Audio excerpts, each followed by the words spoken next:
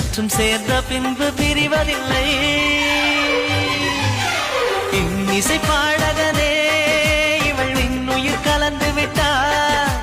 மண்ணகம் உள்ளவரை இவள் மனசுக்குள் வாழ்ந்திருப்பார்.